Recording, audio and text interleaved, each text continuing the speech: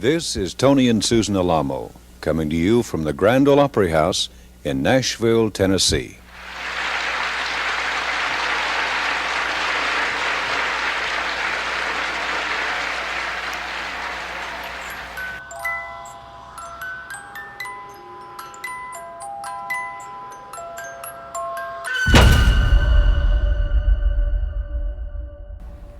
Welcome to Remnant. I'm Emily. And I'm Kayla. And this is, what is this? Episode 3? Yeah. Of season 3. 3? Look at this. 3. And I know we talked about a little bit before how we're kind of doing things a little bit differently. We're like doing little mini seasons within the season. Mm-hmm. So welcome to the new season for Spooky Time. Yeah. And it is our Spooky Dooky Arkansas camping cabin trip fiasco thing. Cabin in the woods. Cabin in the woods. Never a good idea. So, like, let's just picture that we've got a super campy camp set up. Just horror movie vibes. Like literal. Yeah. Like, we're all going on a spooky summer camping trip together, and we're gonna get murdered in the woods. One of us will survive to tell this story. Yeah, and you'll have to find out by the end, of this new series which one of us is dead. And we're talking through a seance right now. Yeah. Ooh. So cast your votes for who you think is most likely to be dead. And I'll just say that one time at a job I had 10 years ago. Camp. Yeah. We were watching The Walking Dead at work, and then we decided to take a poll about who would die first in the office, and they all thought I would die first, which I thought was hella rude. It's like, I think I would last a little bit, but also maybe I kind of love that. I don't know. I saw what happened when you drank water that your body slightly disagreed with. I don't think you'd make it. Well, neither did my coworkers. You see a butterfly, you get chased by a zombie, you're done for. I'm done. But do I want to live? No. Take me out. Take me out. Anyways, if that story helps you with who survived the cabin in the woods in deep Arkansas. Yeah. Well, before we get into this tale, do you have any small talk, any life updates? I feel like it's been a while since we've done this. I guess it has been. I don't know. I feel like this is the year that I've kind of been a little bit boring. I'm a big Europe trip last year, so I feel like I haven't been as exciting this year. I'm going to go to Chicago at the end of the month. I'm actually literally going to fly on Halloween. Which is, that seems lucky. Funny. You never... Oh, you can't go trick-or-treating with me this year. I know. I'm sorry. It's funny because we were like, my friend Katie and I were like, let's go visit our friend Kat in Chicago the first weekend in November. And then we were like, oh, well, let's fly Thursday so that we can have a full day Friday. And so then we're looking at flights, we're like, oh, that's Halloween. Well, you can go in costume. I know, that's what Kat said. She expects us to arrive in costume. That'd be amazing. So. Oh, that'll be fun. So yeah, that's actually not that far away. A few weeks. I feel like you had an update. We were texting about it. That you two were going to talk about it when we recorded next. So I have a coworker, like this older guy. Not the kind of person you'd imagine having these conversations with, but he learned based on the stickers on my car that I do paranormal investigating. So that's been his thing where, like, if he sees me, he's like, any updates, any ghouls? And I'm like, no, not yet. And he's like, oh, I expect you to let me know. I need to hear about you from this. And he left my office sometime last week, and his parting words to me were, good luck with the goblins. And I was like, thank you. So that's what my work life is like now. Everybody knows that I'm that person. And there's just no escaping it, but I'm okay with it, and it's true, it's accurate, that's who I am. Yeah. I do have another update, and you're part of this too, because I'm making you go with me. Oh. But there is a Halloween kind of event in Kansas called Exiled. I'm probably getting the name slightly wrong, but it's like this big haunted forest experience, and it's put together by the director of Saw. And you just hike through the woods, and it's all set up, and there's like role play elements with these characters, and I am being forced to go. It's gonna be so fun. There's like a carnival in it. Like, I'm thrilled. I'm forcing so many people to go. I know, and I actually was betrayed by one of these people because I thought they wouldn't want to go, and so that we would just go, like, grab dinner together, and I've been betrayed because they said yes. And now he's like, we listed the things, like, hey, if we were to prioritize things, which things is your, name 2 priorities for this weekend? And he was like, well, the haunted forest for sure. And I'm like, okay. You've turned him. Yeah, what's wrong with you? I feel like he needs to be checked out. Yeah, probably. We're gonna see. We'll see who survives that night, because that might be the true test of.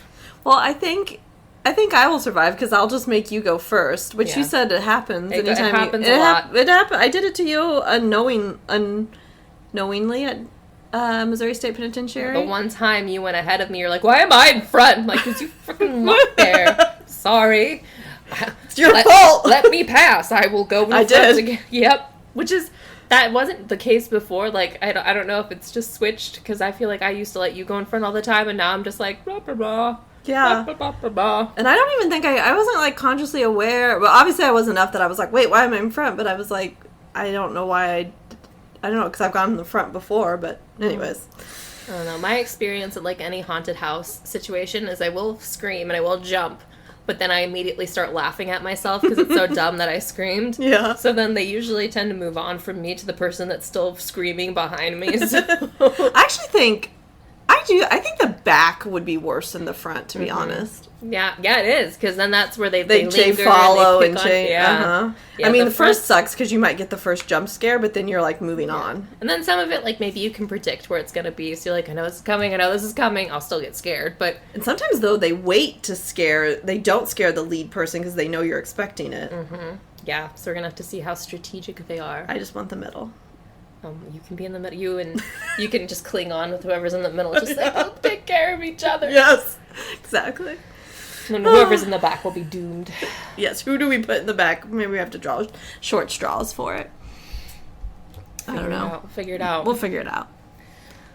Well, gosh, where do we even begin with this? I mean, I'll start, but I kind of want you to tell the story because I think you're a better storyteller. But I'll set up the trip so it was one of my friends was like, hey, we're going to Hot Springs, Arkansas for the solar eclipse because Hot Springs was going to have the totality. This was back in April of 2024. And I was like, that sounds awesome. And then I was like, can Emily come with me? But I, like, did zero research into this trip. I didn't ask questions. I just said yes. So I didn't really know where we were staying. And I really didn't know who we were going with. I, like, had no information. I just was like, yeah, sounds great. Because first off, I didn't realize Hot Springs is, like, an 8-hour drive from Kansas City. I thought it was, like, 5 or 6. Yeah, because we've been to Eureka Springs before. And I'm like, that's a 4-hour drive. It's not so bad. So it's probably, like, 6 to Hot Springs. Nah. No, it was closer to 8. But then also I didn't realize that where we were staying was actually an hour south of Hot Springs. So I had kind of done some Hot Springs area research of things to do, but we weren't even freaking near Hot Springs. And then I'll let Emily get into it, but then we actually don't even stay where we originally were staying. So then we were actually 30 more minutes south. So anyways, the trip was just kind of chaotic because it was mostly my fault not asking questions and just like winging it, but I'm not really. I think I like to be in control. Yeah, we've learned that about ourselves. Like we've tended to join in on a couple trips where it's like we just don't plan anything. It's fine. We'll enjoy whatever is planned for us, and apparently that's just not in our DNA. Yeah, I think we just want to do our own thing, and probably because the things we enjoy are not what most people enjoy. Right. For being honest, so. That comes into play in this story a few times, and we're like, we should go do this, and people are like, why? So I think we learned like a lot and also nothing about ourselves on that trip. It just confirmed the fact that we're just the weird kids. Yep. But yeah, basically this trip just starts off as we don't know what we're walking into, or we're along for the ride. We're like, let's just get in the car and go to Hot Springs. Yep. And we did. And we stopped at some places along the way. We found this like parallel universe where people only rode bikes somewhere in Arkansas. Yeah. It's where Walmart is. Yeah, it's the Walmart place. Oh my God, why is the city escaping me? I don't know what it was either, but it was nice. Bentonville. I liked it. They got the Walmart money. Walmart money, and everybody rides bicycles. Super nice. So yeah, we stopped there for We stopped lunch. there, and then everything went downhill from that point. We didn't get to what initially we thought was going to be Hot Springs, but it was some other random town. I don't even know where we... Yeah, I don't even remember the name because it ended up not being relevant. Well, because it was a cabin in the woods. Yeah. That drive. Oh, so I got a new car, and I was so excited. I'm like, let's take my new car on this road trip. So we did, and it's highway most of the time. And then our map is finally pinging us that we're almost at the location of our Airbnb. So we look, and we're like, that's not a road. That's like, surely that's like a creek runoff or something. Why is it telling us to drive into this? But we do. Mm-hmm. And we're going through... Was I driving or were you driving I at that was point? driving at this point. Yeah, because you drove the second half. So we're driving down literally a mountain on this dirt road that has these giant pits. Oh, yeah. And just these crumbling parts, and we're just boom, boom, boom. I'm just flying around, you can't see anything. We're just driving, and it's horrible, and there's these decrepit cabins. And it's dark now. Yeah, it's like... Well, it's like twilight, I guess. like sun is setting, it's getting darker. It's creepy as hell. I'm hearing banjos floating down from the distance, and it's awful. We have a video. We're probably going to post it on Instagram and TikTok, so just go there to see what we saw.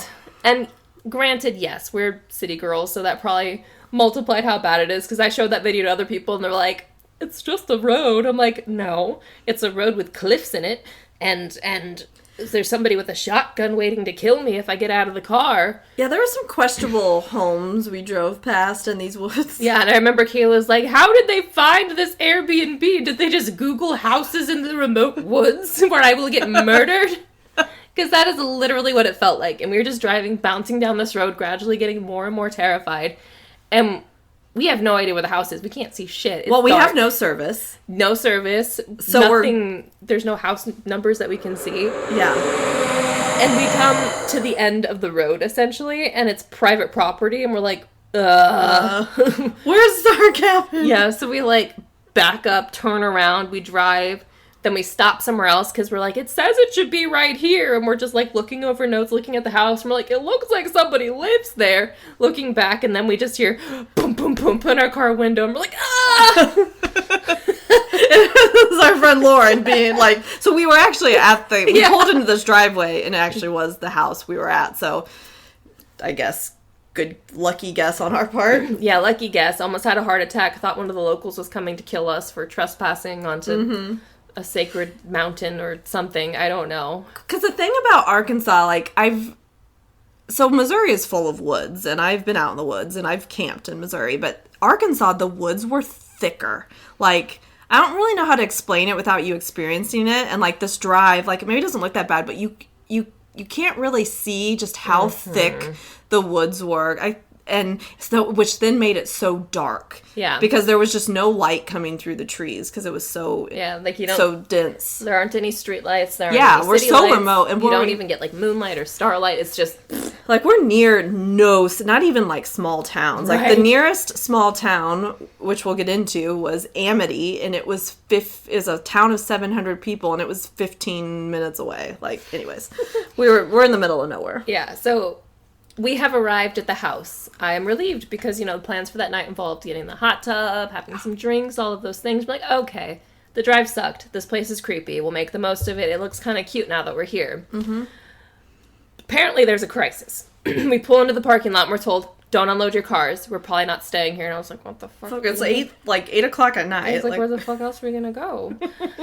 Well, it turns out that they forgot that they had someone else, that whoever owned this Airbnb forgot that they had someone else renting out the house that day, so they didn't clean after the previous people, which in my mind, I'm like, I don't fucking care. I'll sleep somewhere and they'll clean in the morning.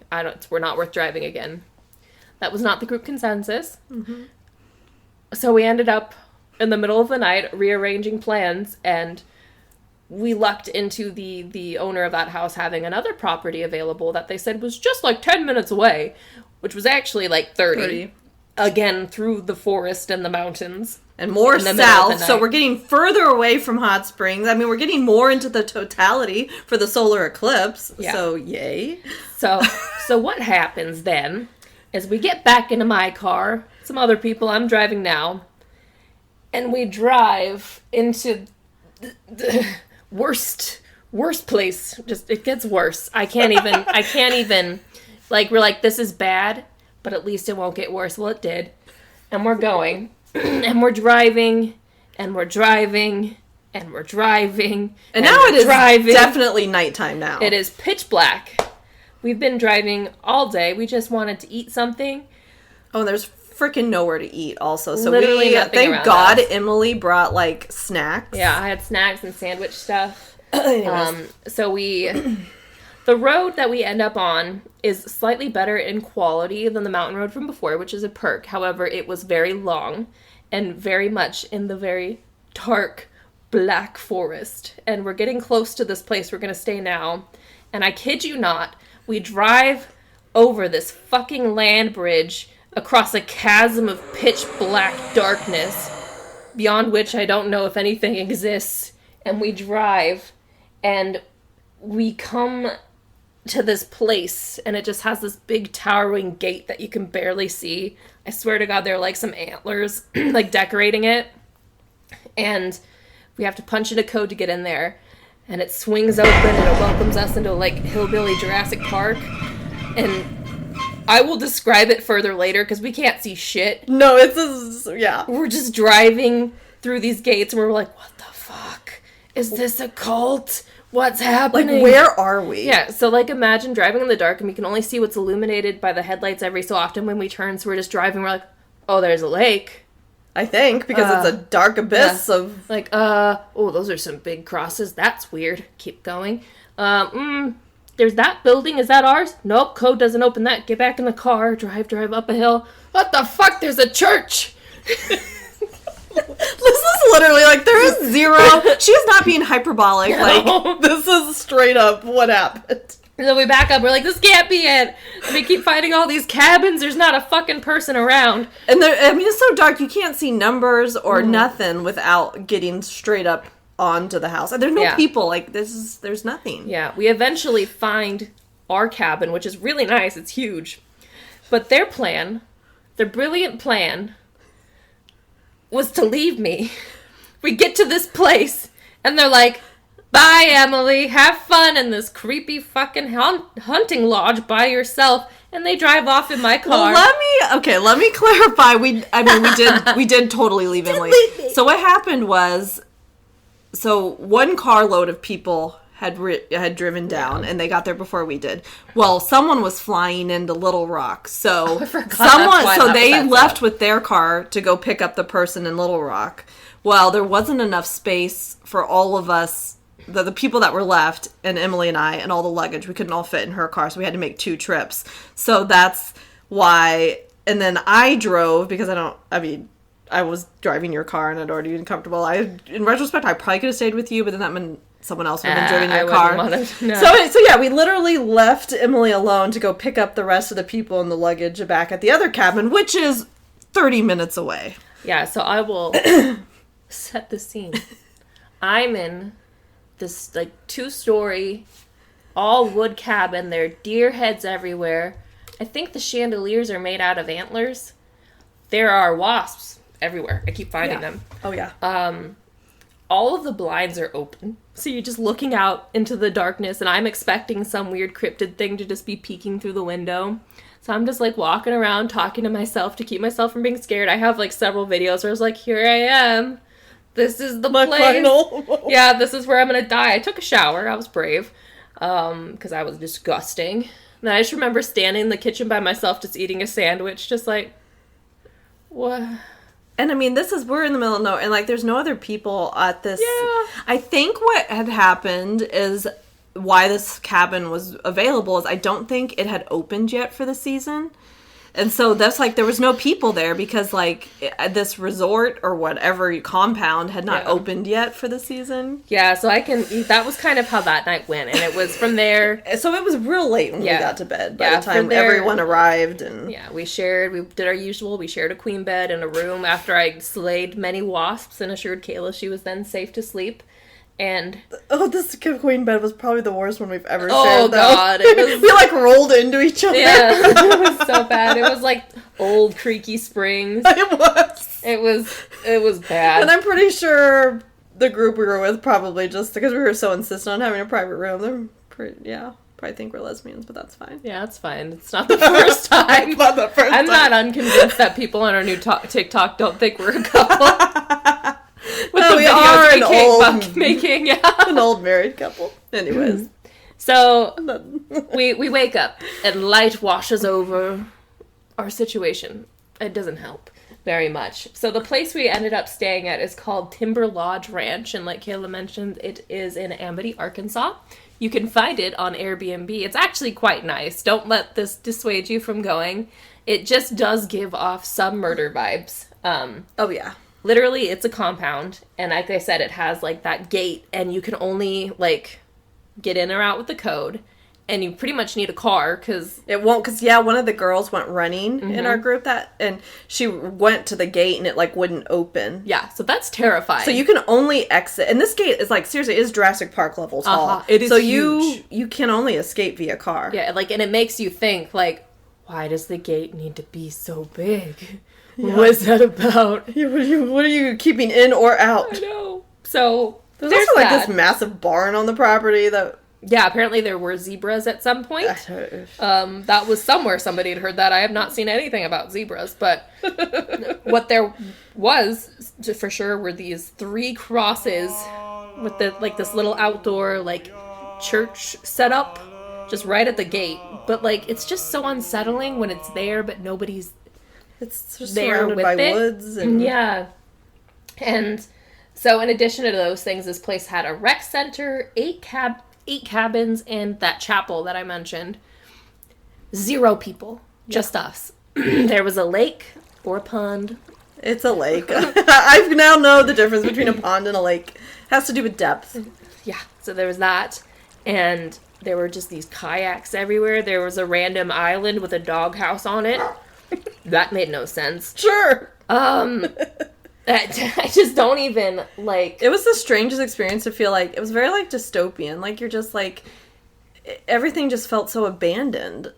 Yeah, and, like, it pretty much felt like you were at a summer camp with no other campers. You were just in this fully... Like, you would expect it to be full of people. It should be bustling. There should be people everywhere, but nothing. It was so quiet. But, I mean, we tried to make the most of it. We made a few jokes about it being a cult. A few jokes about possibly being sacrificed on the eclipse. That kind of got more serious as time went on. Yeah, like... Like, I'm joking, but also I kind of think we should leave before the eclipse, and we did. So... Well, this was one of... Well, one of the things, too, that was kind of when...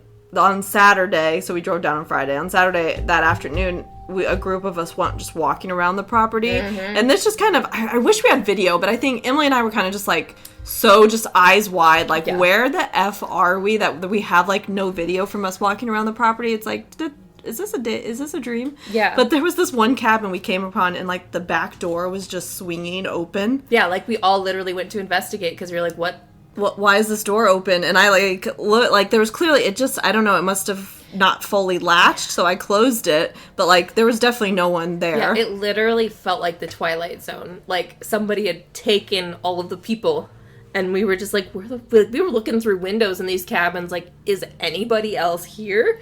Yeah, and the rec center was, like, unlocked, so we, like, went inside it. Yeah, we went inside the rec center, and it was just, like, they had games, they had all these things. It was, like, fully... Oh, yeah, we played ping pong. Yeah, we played ping pong. This place is fully built to hold events. Then we went and played in this, like, decrepit little playground. Yeah. We were just hanging out. It looked kind of like a prison. It just had really weird, tall...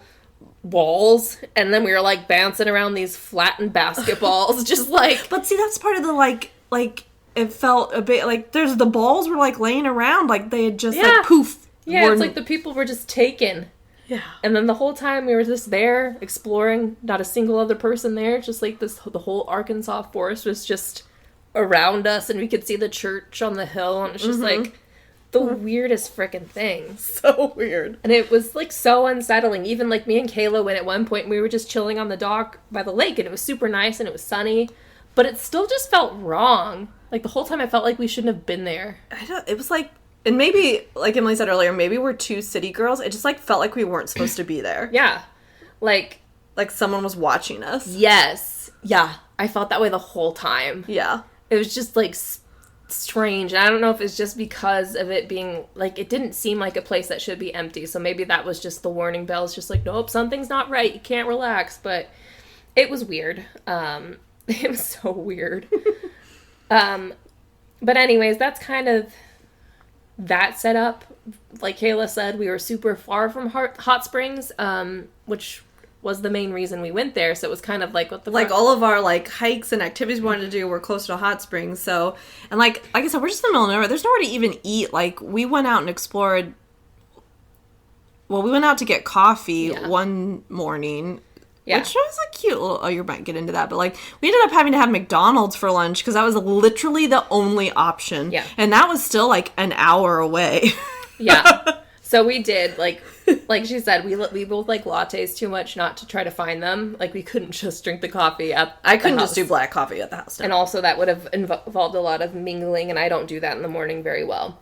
So we venture into town, into Amity, and we find a coffee shop called the Fox Pen, and I definitely recommend it. It was super good.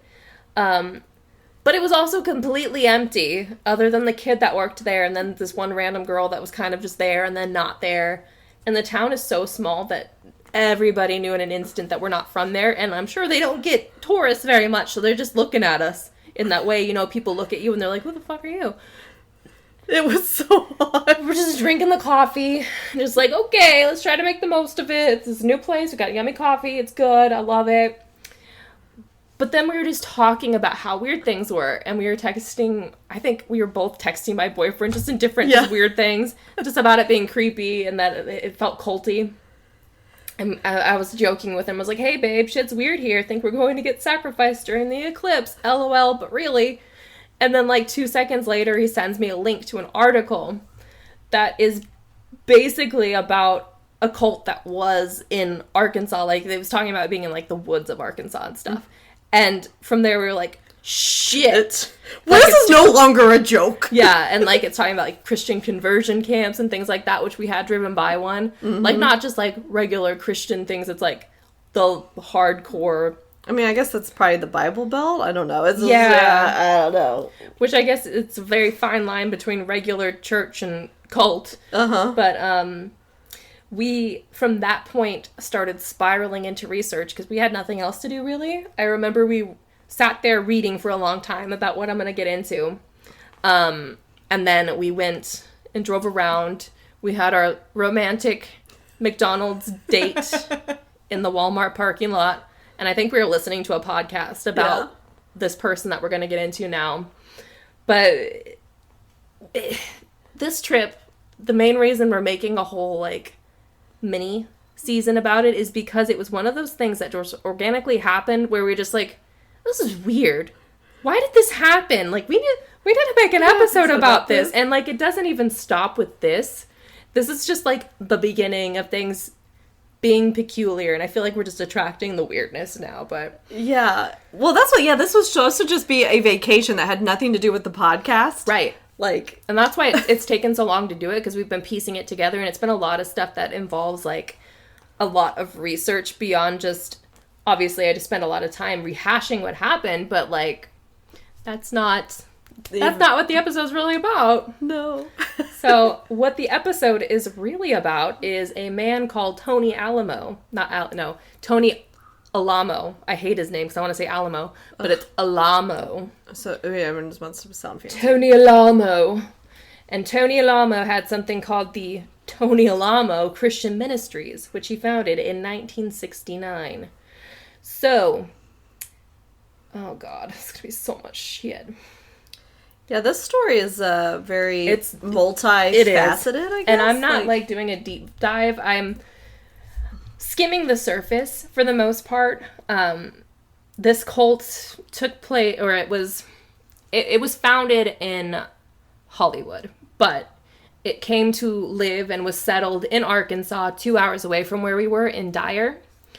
And it still has active members. It's not like as... I won't spoil the story yet, but like you can still go to their website. It hasn't been updated in a while, but they have a full website with all of their materials, and it's just bizarre.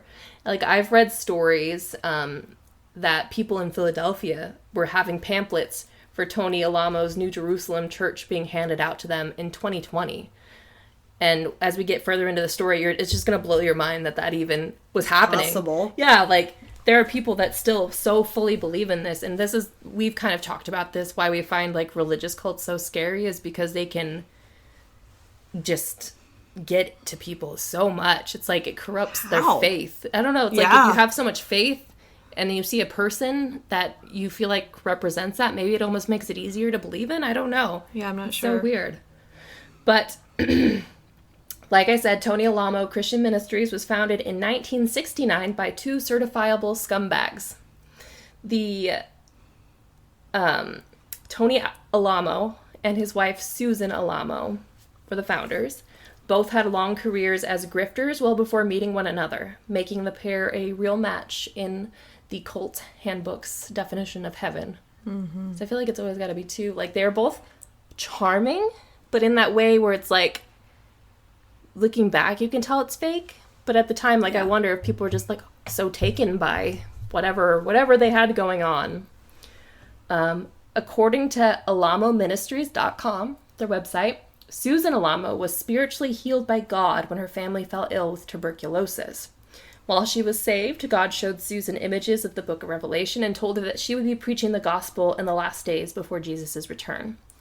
So that was a big thing in this religion, this cult, was they were apocalyptic and very anti-Catholic. They just hated Catholics. They hated the Vatican. Rude. Vatican and Catholics are the devil to them. But yeah. Yeah, didn't they literally call him the Antichrist? They did, yeah. Yeah, the Pope is the devil, all the things. So that was a thing. A little harsh. But yeah, they believed it was the end of times, essentially, which I guess every cult does at the end of the day. In reality, though, aside from what the ministry was saying about Susan, yes, her family did die from tuberculosis, and she survived. She was married twice, which isn't on its own a bad thing. It was just kind of how she did it. She was married twice, and she had a daughter that she abused mentally and physically. She was a horrible mom. Yeah. She moved from Alamo, Arkansas, where she was born, to Los Angeles to try to make it in Hollywood. She was obsessed with fame and money, and she met her second husband, a debt collector from the mafia, when she was working in a bar in Los Angeles. Spirituality never seemed to rule Susan's life that much or dictate her choices. She was raised as a Christian Nazarene, and she became an evangelicist when she learned that it could, be profitable for her. Mm-hmm. Like, religion was always there, but it never seemed that important to her? Yeah, and this is jumping ahead a little bit, but I heard something about when Susan and Tony first met. There was very clearly, sexual attraction initially. And she was hanging out with him with her daughter present, and they would do these things where they would, I don't know if it was their daughter, it might have actually been Tony's ex-wife, because he was with his wife or his partner at the time, and they would literally, Tony and Susan would be like, oh, we must go to our rooms to pray. We have to go to Tony's room and pray. And when they're praying, they're actually having sex the whole time. And they would come back and be like, we have prayed. Oh, you get so exhausted from prayer when you're just really into it. Mm-hmm. So that's the kind of people they really were, where they would just say these things because they wanted to be perceived a certain way when they were just so far from it. But all of that to be said, she divorced her second husband when she met Tony, and they got married in Las Vegas in 1969. So Tony Alamo, again, according to the website, his own website, so the nice, happy, perfect definition of him, he heard from God that Hollywood was heaven's target. So his first church was his first church was a former dope den. It was a place where he could save drug-addled hippies, their words, not mine. Tony was born in Joplin, Missouri, and he was abandoned by his father at 9. And this is all true. This isn't just according to,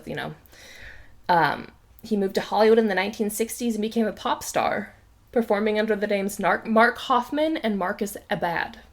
and he marketed himself as a promoter as well as owning record labels. Little Mark, Alamo, and Talamo Records. So, like, you could tell both of them were very much attracted to the concept of fame. Mm-hmm. And yeah, because they both, kind of really grew up not that terribly far from each other. Joplin and Alma, Arkansas. Yeah, so they, like... And both wound up in they LA. Had a very similar beginning with the kind of starting the same sort of situations, finding your way to LA, kind of making a name for yourself in some way. The beliefs of Tony Alamo's Christian ministries were simple.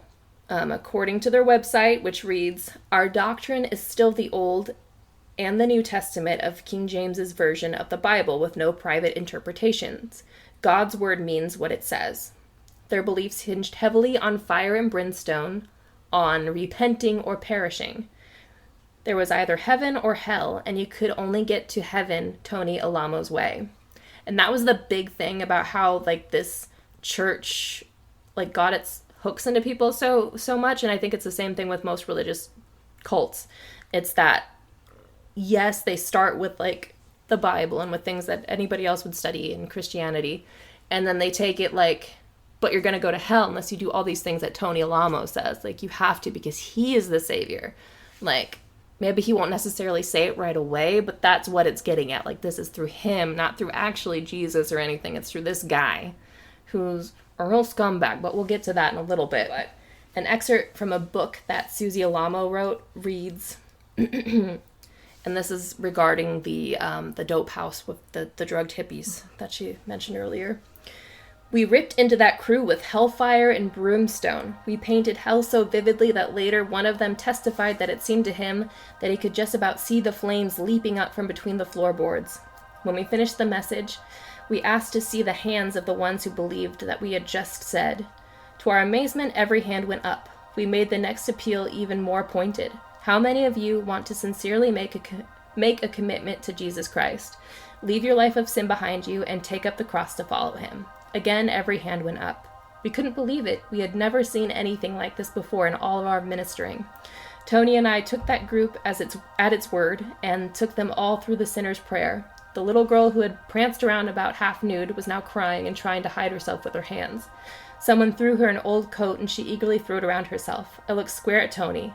"Where do we go from here? We just inherited ourselves a dope den full of hippies."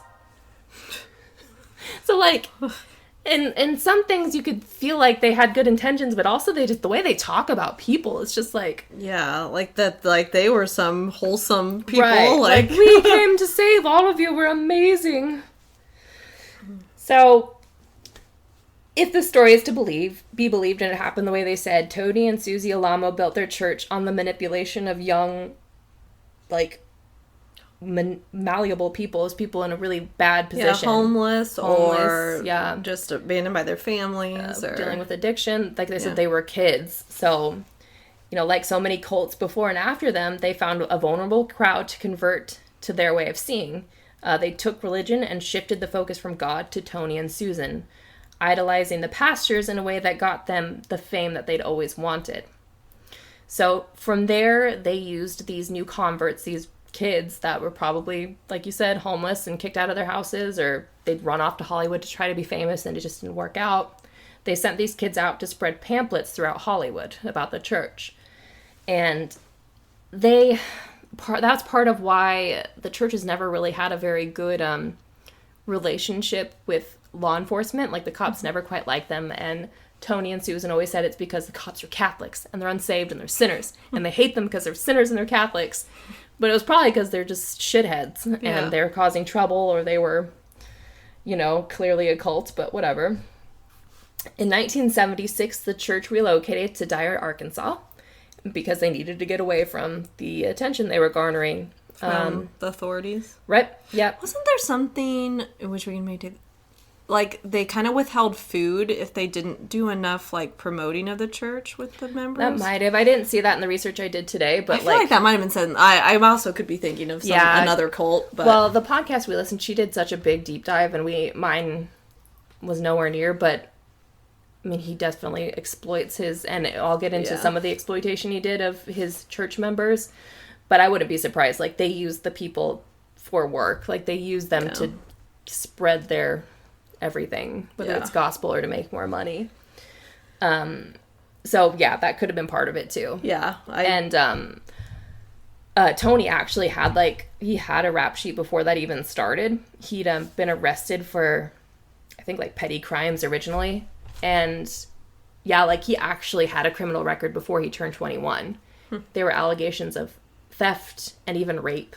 And to this day, and the allegations against him get worse as we go on, but to this day, the people that believe him claim that the government was just framing him, that the police were just making up these claims to get rid of him, to get him to stop preaching, because they just thought he was being persecuted against because they didn't like what he had to say. But he's like, no, he actually did those things. Yeah, he's actually a terrible person. So that's another reason why he probably, they probably just didn't like him to begin with, because they knew, he did this shit. He was a bad guy, and now he's starting a church. But, that's how it goes sometimes. So when they moved to Dyer, this quiet, small area was perfect for them to continue growing. They basically converted the town to their purposes. They opened printing facilities, a school, a tabernacle. What is a tabernacle? Well, that's where do you ever see, on an altar, it's like the little box has the little doors. That's where the Eucharist is kept. Oh. The body of Christ, Okay. the bread, the Yeah. little crackers. Little crackers and juice. At least that's what the tabernacle is in Catholicism. Yeah. I don't know. What I assume it's that way in It must all be something Christianity. like that, yeah. So they did that, and then they also built a false drug rehab facility. This facility was actually just a Christian conversion center, and I think they used it kind of like they did that dope den, as they said, where they probably just converted people and got them to join their church, probably through fear, because they took people that were struggling with addiction and then were like, you're going to hell, and this is what it's going to look like, and you're going to suffer unless you do this. Apparently it worked for them, because they established other churches in Nashville, Chicago, Brooklyn, and Miami Beach. This place blew up, and they had hundreds of followers just in the Dyer area for that church. That's crazy. So it was around this time that Tony Alamo established a new business, and this just always seems like it's so out of left field. But he crafted these denim jackets that were artfully decorated with colorful airbrush designs. And these jackets took off massively in Hollywood. To the point where you can look up Tony Alamo jackets now and you will see them. They were worn by celebrities like Michael Jackson, Nicki Minaj, Miley Cyrus. I think they're still wearing them, because honestly, this story is not very well known. No, I was shocked. I really hadn't heard of it. Yeah, they might not even know who this jacket came from. Maybe they do. We know enough about Hollywood to know that sometimes they don't give a shit about morality. But yeah, yeah, I would look them up, because if you see the jacket, you're like, wow. Dolly Parton's worn some of them. You've seen these jackets before. They're yeah. Yeah. No, every article I've seen of I've seen about this is Tony Alamo and the ugly jackets. Yeah. But yeah, he made these jackets, but unfortunately they are actually produced largely by child labor of the children from his Christian ministries, because that's, the families come there and they work for him, and they maybe get money, they maybe don't. They put their kids to work. That's what they do. Their life is his now. They have to fulfill his purpose because he's their ticket to heaven, essentially. Mm-hmm. It's just wild. And they believed it. In 1970, the church launched a television ministry. Literally, they have so many videos, and I'll play some clips from kind of some of their services. It's normal on the surface level, but then you kind of dig into what they believe. I won't even say it's normal on the surface level. We play some things, and it's the Pope is the devil. I'm well, it's just weird. It's weird, and it's weird that we never knew these existed until our Arkansas trip. Because it was so, nationally widespread, really, this cult. Right. Yeah, it really was. And to the point where people are still believing in it. Yeah, it's still active. Yeah, I was watching... a certain level. I was watching one of their, promotional videos, and it was probably from, the 80s or the 90s, and I was like, this does not look old. This looks like recent people on the street trying to convert people to this religion. And, yes, they would say it's Christianity, but it's not. It's Tony Alamo's version of... Yeah. So, Susan ended up getting breast cancer. She got very ill, and she died in 1982. And Tony Alamo, after her death, told his ministry that she would rise from the dead after 3 days. So they had people praying and holding vigil over her body and everything. And, you know, obviously she stayed dead. You know, she didn't come back. Yeah. He embalmed her body, and he kept it within the church compound for months, keeping her body from her family illegally. Like, he was basically charged with, like, grave robbing, because he held onto her body and just kept it. Like, he built a crypt on his church compound, and he just had her there. And it's from here, clearly, that things kind of get worse. I think. Yeah, it's almost like which maybe you're going to say this, like, it's crazy to think that Susan actually kept him in check, because she was an awful person. Right, but yeah, he was clearly, like, she was awful in the way, like, yes, she abused her daughter, and she used people, and she didn't really care about things other than her own benefit, but she didn't rape people. She didn't, right, true. She did encourage, you know, using kids for labor and stuff, but I think at the end of the day, she was much more interested in money, whereas he, I think, is really a sick person, and he was just obsessed with the power, and then once she was gone, he just spiraled. And who knows, some of this might have been going on before and it only came out after, but it starts with Tony Alamo getting into hot water for tax evasion. They find out, you know, obviously he's been tax exempt as a church, but they find out, you know, most of their profiting is not being used for charitable purposes. They're making money for themselves. So they're not functioning as a church, and therefore they can't, you know, they can't not pay taxes. So they end up owing a shit ton of money there. They find out about the labor they've been doing and how they haven't been paying people, child labor, all the things. So that's part of the problem. And then women start coming forward claiming that Tony Alamo abused them and their minor children. And then in 2009, he was sentenced for transporting children as young as 9 across state borders for sex. And unfortunately, like, it's worse than that even, because after Susan's death, Tony took many wives. He started practicing polygamy, and one of his wives was rumored to be as young as 15. And he was once quoted as saying that consent is puberty. And one of the kids, I think I might have skipped this part, one of the kids that they knew that he transported across the borders for sex was 9 years old. Yeah. So, yeah, he once said that if a girl's menstruating, she is able to be married. Like, she is a woman. According to the Bible and his words, she is marriageable at that point. And sometimes, like, girls can start as young as 9. Yeah. And, God commanded young women to get married, and when they start their periods, they are women according to God's word. They should be able to be married at 13, 14, 15 years old. And in some cases, if they menstruated already, 12 years old. The government does condone child sex, but they don't condone them to get married to somebody old enough to be able to support them. Yeah, so he was sentenced to 175 years in prison in 2009, and he died in 2017 at 82 years old.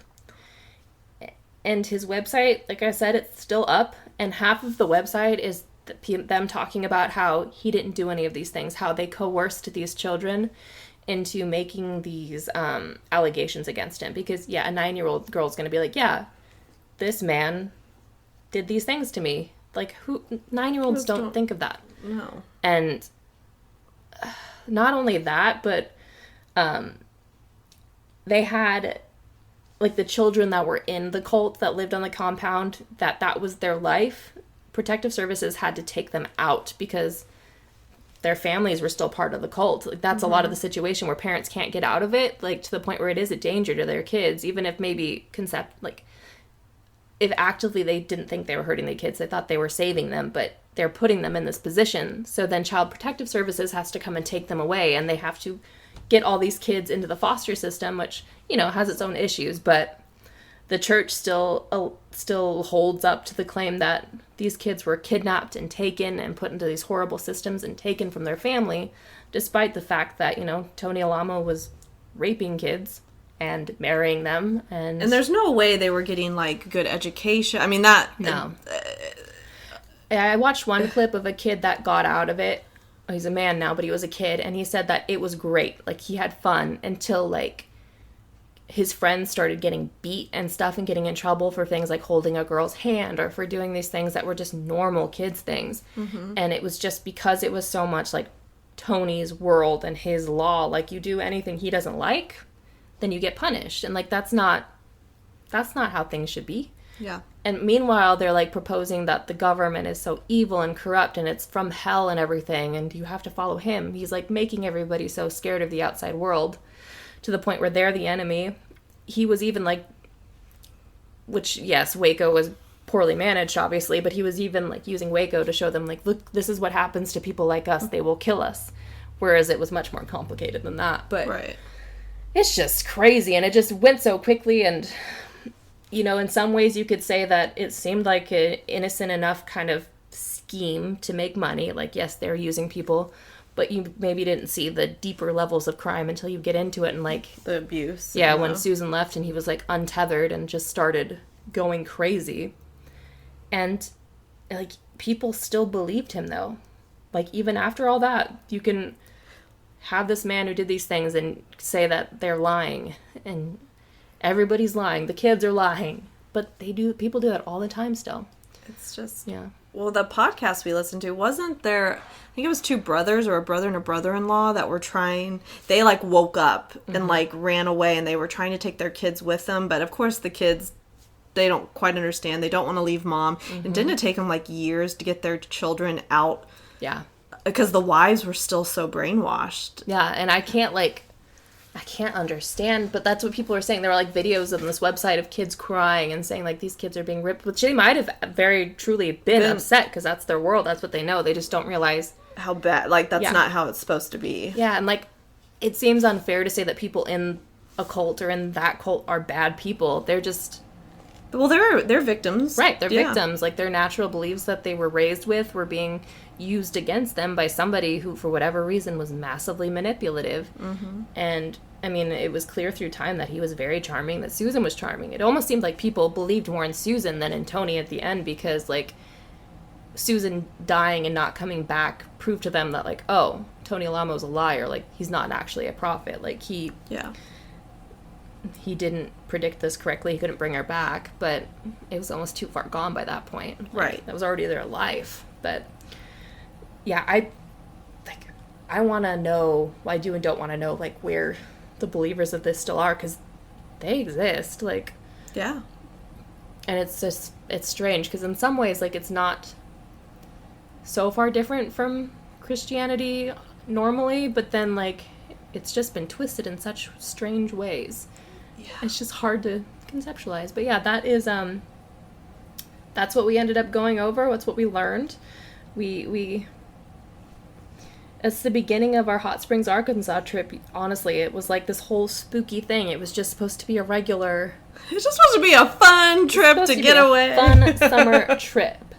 But, you know, we found out about there being a cult, and it just went downhill from there, I guess. Yeah. You know, we even, on our last night, because we were just so convinced that there was something wrong. Yeah. We were so convinced that surely there was a cult actively using this compound, maybe just on this during the summer or spring or something. Maybe only on eclipses when stupid people went there and stayed over the weekend. But we'd been drinking. Yeah. And we were like, oh, let's go. Yeah, it's like 10 p.m. Guys, let's go to the chapel. We want to investigate. And we posed it to the group of people there, and they're like, have fun. Yeah. I'm like, oh, all right, okay. So I thought we could walk there. I didn't realize it was like a mile away. Yeah. In the pitch black of Arkansas. So we drive. It's just up a little hill. Literally no people. Not actually a road. It's basically a driveway. We get to this place, and we do an Estes or a spirit box session out in the pitch black. We're like standing back to back, because as soon as we get out there, we're terrified. Well, I mean, I just like, as I was describing earlier, I mean, I've just never been somewhere where it's so dark, because there's no city lights around, and the forest was so dense. I've never been somewhere where it's just so black. Yeah, and just so dark. Like, yes, I was scared of, like, ghosts and cultists, but I was more picturing, like, an animal. Because as we got there... There are the wild boars. Yeah, we, like, realized, like, we're in the woods, and we're two women, and we're just standing in the dark, right next to a forest, screaming into the night, trying to get something to happen. And what was going to happen is we're going to get gored to death or eaten by a bear. Go out like Robert Baratheon. Yeah, that's what I kept thinking. I was like, I really don't want that. So we're doing the spirit box session, and we get a couple, like... Kind of weird, interesting things. Yeah, like, we got some interactions. We got a couple responses to the point where we have a full-blown panic attack. We scurry into the car. We have recording. We'll probably post this too. We get in the car. I'm holding my camera. It's just like... Yeah. And we finished the session in the car. And I don't feel like anything, like, groundbreaking came through, but it was enough. Because one of the things that creeped us out so much was we were thinking that, you know, we're not by a town. There's not really a radio station or anything. No, we're so far from any civilization, really. So when we got actual, like, voices and everything, it was kind of just like, ooh. And a couple of the voices were in, like, direct response to things. Yeah, so. I was like, should we be here? No. I'm like, okay, let's go to the car now. So that's when we got in the car, yeah. And then we got, like, some whispering and some weird growling. Yeah.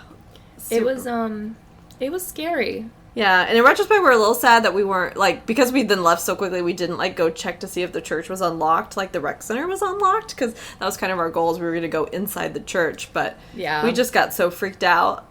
And I really wish we had now, because, like, I feel like we've done enough, like, high-level spooky stuff now that I maybe could have done it. Yeah. Because we've been drinking, too. It's like, where was the courage? I feel like if one other person was with us, we would have done it. I think so, yeah. But it still was... That's the strange regrets we have from vacation, is not going into the creepy chapel at night. I am really glad we did not walk here, because it's terrifying. That's what I was like, it's really far. There's our house is somewhere down there. God, this church is just... Holy shit. I think it was probably just a bug in your car. No, there's something out there. Joey, turn on the spirit box. Can you tell us your name? Bob?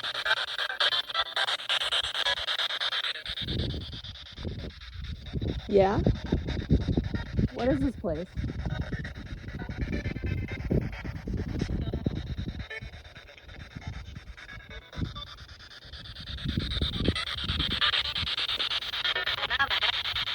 No. Can you say that again? I'm Malvern, and I've seen signs for Malvern. Why are you here?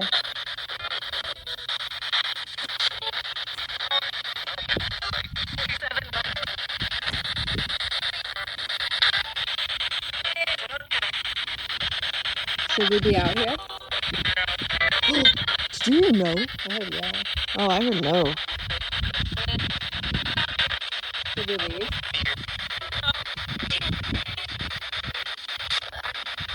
What was that? I didn't like it. Why should we leave?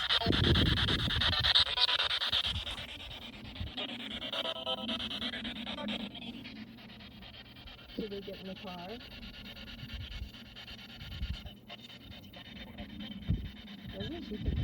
There's a lot of little creepy voices coming through, but I can't.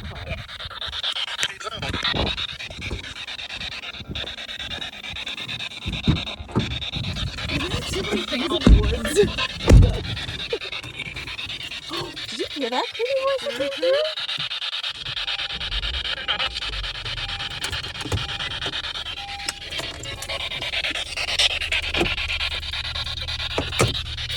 We're chicken. I'm chicken. I mean, we can still see the creepy church. We didn't go test the door, but I don't really want to go in there. But that's the beginning of it. Do you think I missed anything, or no? I think that's really kind of part one of our because it gets weird. It gets weirder if that's possible. Yeah, because part two, there is a part two, and it takes a turn. Yeah, we did not like this whole trip. We just did not see anything coming. I think even if we had prepared and known more information going in the trip, it turned into just. Yeah, I was just like, what the fuck is this now? Yeah. It was enough to the point where, like, there were several points in the trip where we just sat there and were like, is this happening? Am I awake? Yeah. But I guess we can end it here, and we'll get back to you next week. Yes. For part two. Yeah. and open with.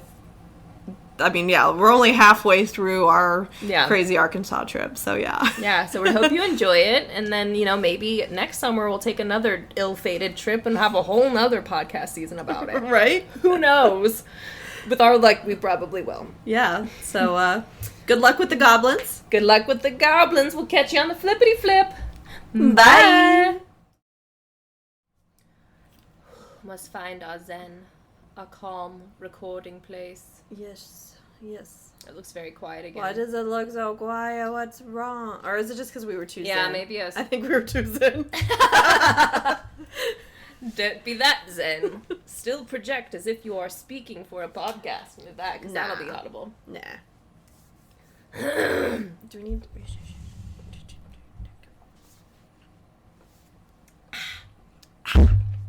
Oh, yeah, that was picked up.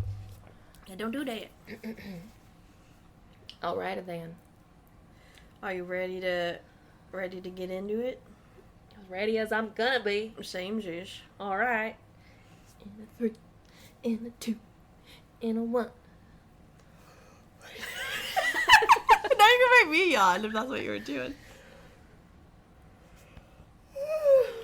Got the nervous yawns. Alright.